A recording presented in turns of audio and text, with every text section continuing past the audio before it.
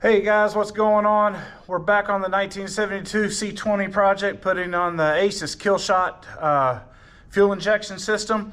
We left off the last video getting ready to mount our mounting bracket for it.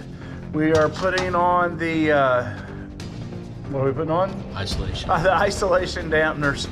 And then we're getting ready to mock it up and put it on the truck.